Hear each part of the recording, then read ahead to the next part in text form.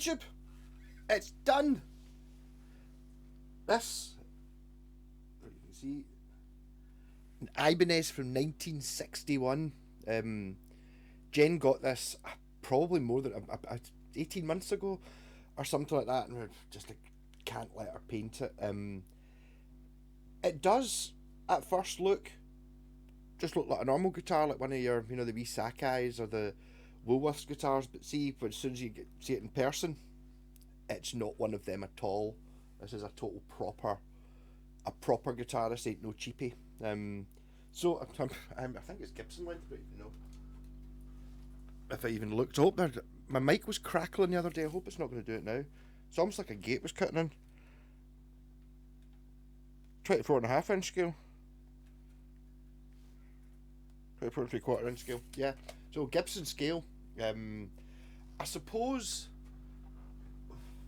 Ibanez are a bit mental, but this I should really have my Paul Gilbert out, like where Ibanez are now. I suppose they've got much more modern ones, but this was actually made by Ibanez, not like a lot of guitars I've got kicking about where they're made by the Fujigen factory for Ibanez, or at the start, like the 70s and stuff, they basically just bought them from the same catalogue, but they got Ibanez put on the headstock. That's why I've got a few what could have been branded Ibanez guitars from the 70s. My CSL and my Tempest and my Entoria all came out as badged Ibanez as well, the exact same guitar. But this one, the story goes something like Ibanez have never made guitars for themselves. I think they do have 5 factories now, but they've never. Ibanez Japan, they were just like a what do you call it, a distributor type thing.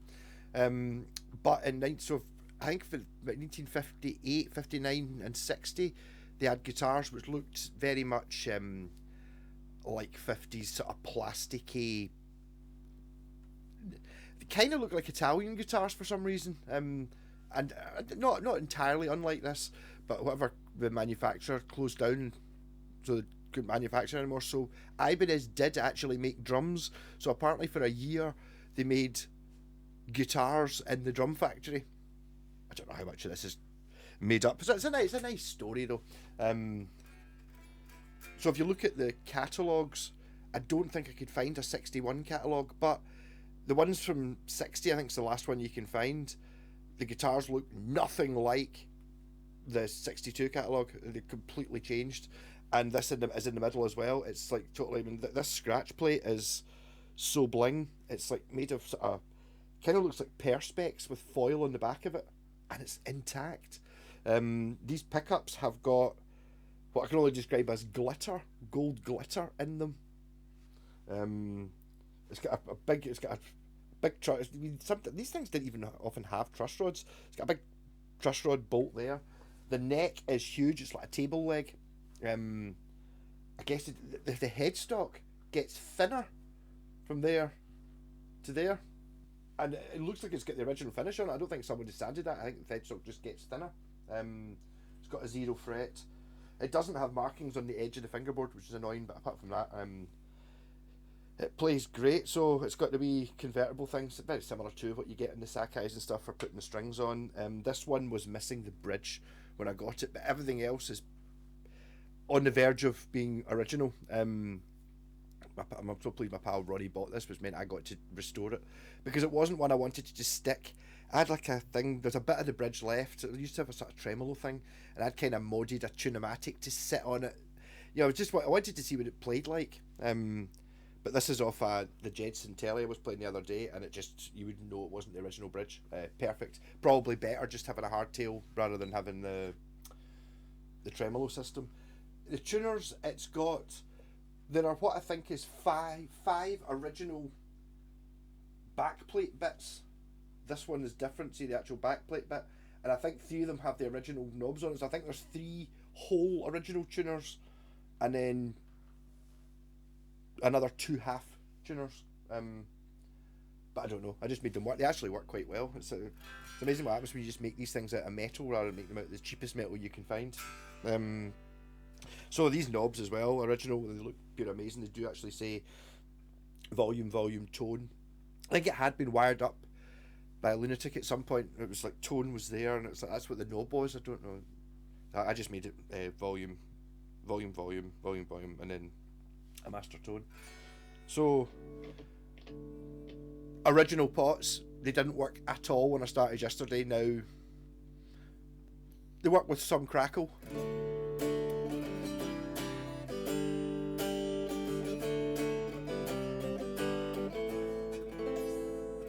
I'm finding this bizarre. I mean, I remember being in awe of my Gibson EBO because it's 1968. So you're sitting there going, oh wow, the Stones have not even written Jumpin' Jack Flash yet. This is pre the Beatles. What? I mean, I don't even know if I can play anything from before the Beatles. I suppose Johnny B. Good, wasn't he? A bit more bridge pickup. The pickups do not have a massive output. You can just turn the amp up though. But if I use the spark boost thing.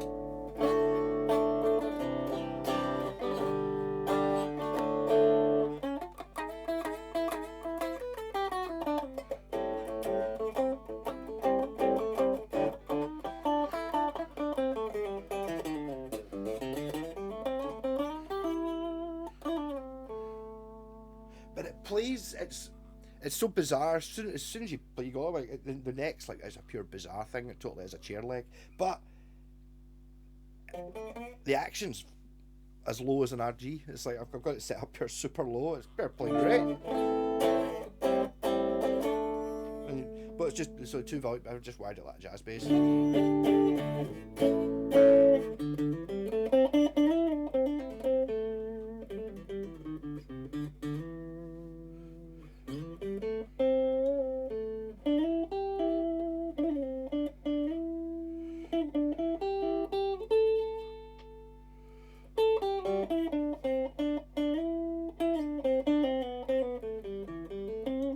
It's actually quite a good layout, having 2 volumes and a tone, but with no switch. I never really thought of that before, but it's like, this one I think it's kind of like I think the way the original, well, the way you're meant to use Les Pauls, but nobody ever does, where you're kind of meant to blend the 2 pickups together. So it's kind of like a permanent Gilmore switch, but it's variable.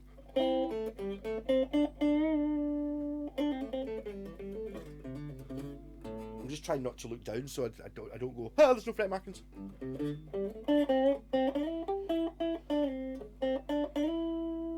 Bridge pickup. And then the tone does crackle a bit.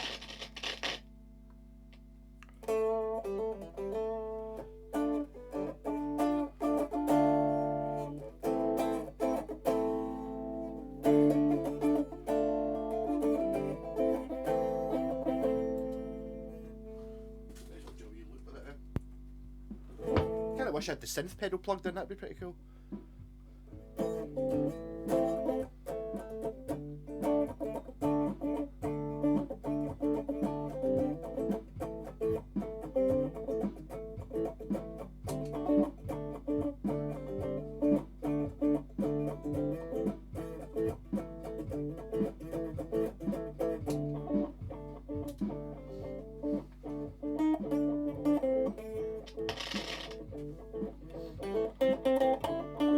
Well, you can actually hear the tone did work.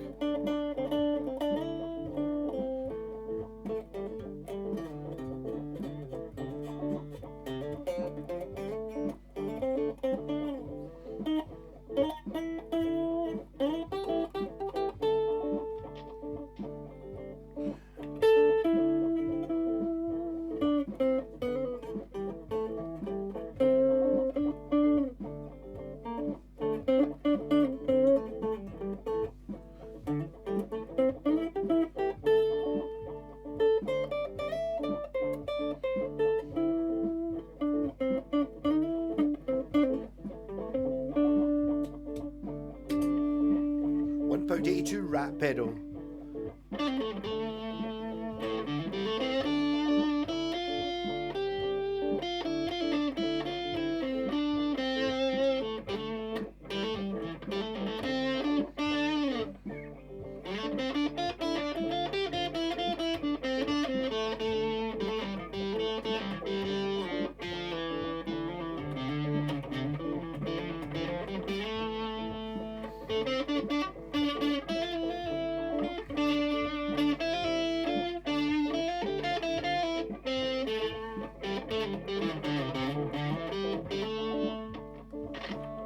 Edge.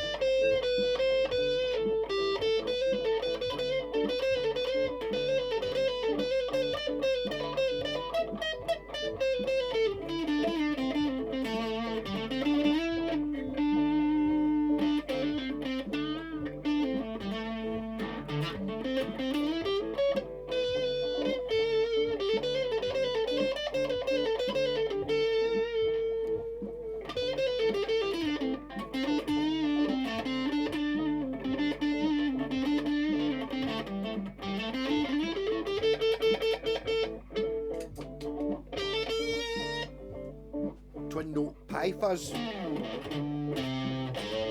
Bit more metal.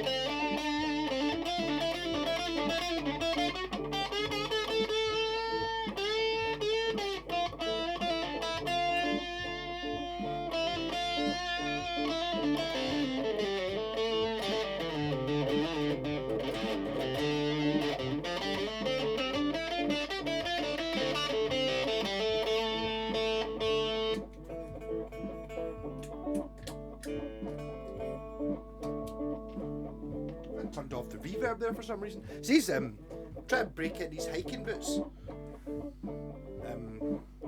for winter.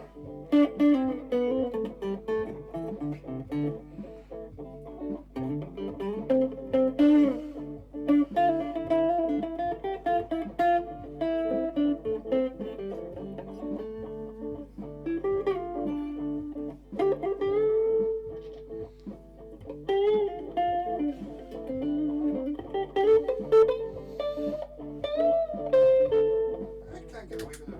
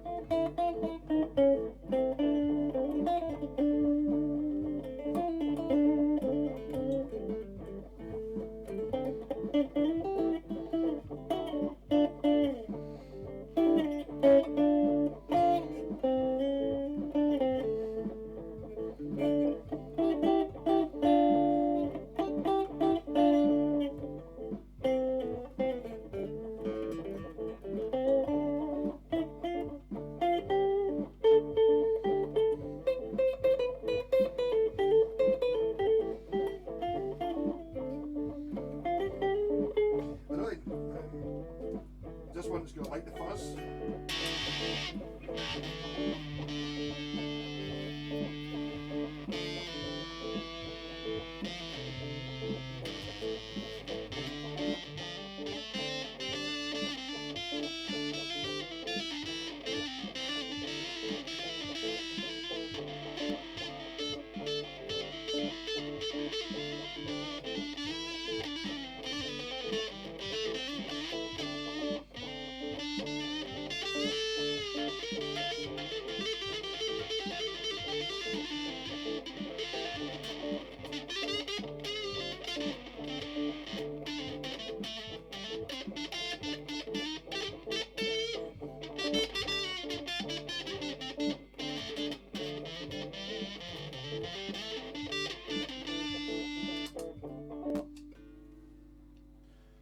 Yes. So what I wonder wee thing. I feel quite privileged to have a chance to work on it. It does actually. No, it's not. It's because I was going to say it's a bit neck heavy. It's not. It sits there because in 1961 you played the guitar like this. You didn't. Randy Rhoads invented holding it at a cool angle, I think. So this is the same actually as the Washburn Falcon, which is kicking about. It wants to sit at that angle. But I mean, what a fantastic wee thing. I can't remember exactly what model it is. I'm sure Ronnie will probably put in the thing. It's got like it's got a shit name. It'll be like a model 423 or something like that. You know, it'll be like it'll just be three numbers and a letter probably.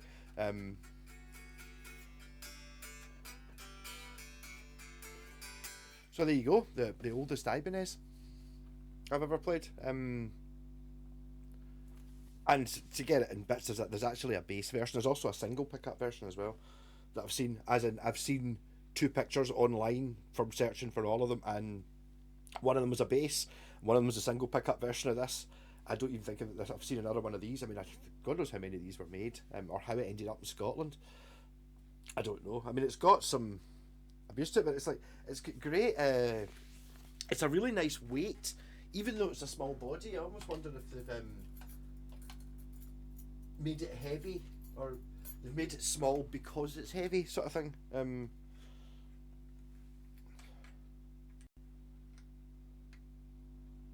do trust these tuners enough for that. 2.7 kilograms. Oh, normally it holds it. Unit.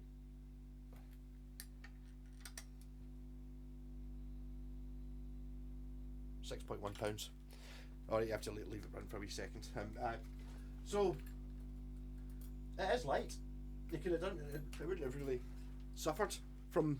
But it feels substantial. I think it's just because the neck's so thick. I don't even really see that. But I mean, I don't know if.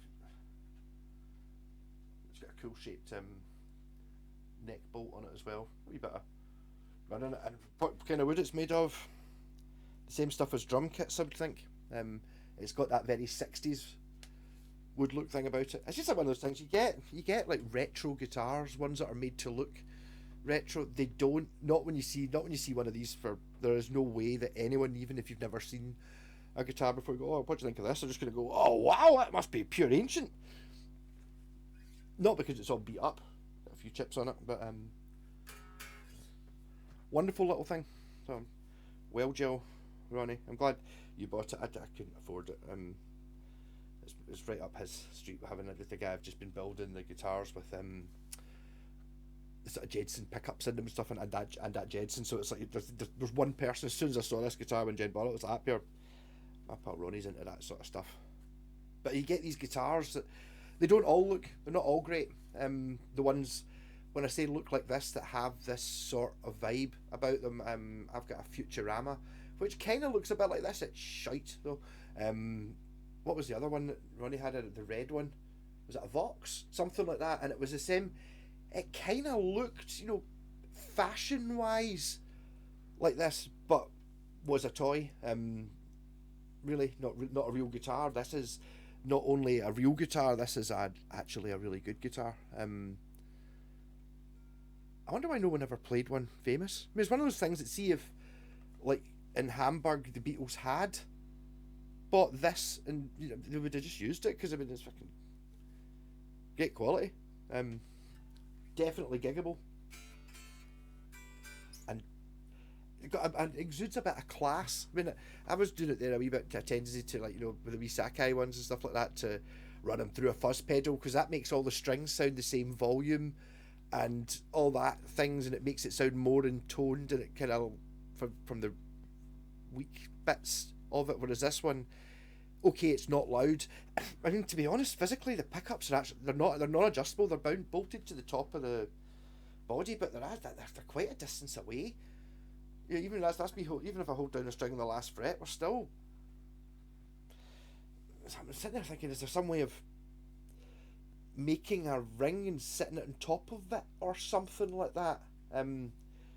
Which would probably boost the output, but I mean, it's not that often you're in a situation where you don't have an amp. I mean, who's got an amp that they're running at anything like what it can do? Yeah, you just turn the volume up and it sounds amazing. I'm going to have a wee thought about how to do it. I don't want to put it on like springs because you don't want the whole pickup to be wobbly. You still want it to be fixed. So you're thinking, would you want a rubber? Yeah. What about that? What about the stuff? See when you buy like Seymour Duncan's, they're packed in the wee box you get. There's like a sort of foam rubbery shit, kind of like neoprene or something. I wondered if I could cut a bit of that, the shape of the pickup, sit it on it, and then use it as like height adjustable for squishing it down just to get the pickups a bit higher. It might be an idea. I'm sure I've had a guitar. The old Sakai's have that. They've got them. So I remember I've been in it before, and it's just full of dust because the rubber or the foam, whatever it was that used to hold the pickups up, is just totally just disintegrated, gone to nothing. That might have been what's happened with this one. This one might have had, but it's been pretty well cleaned up.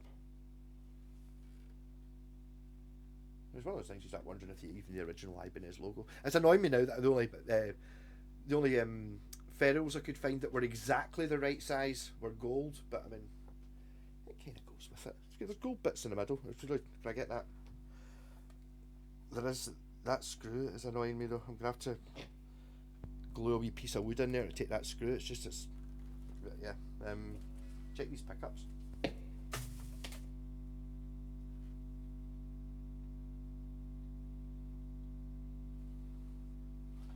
Isn't he amazing? Makes a good chip as well. Rock on.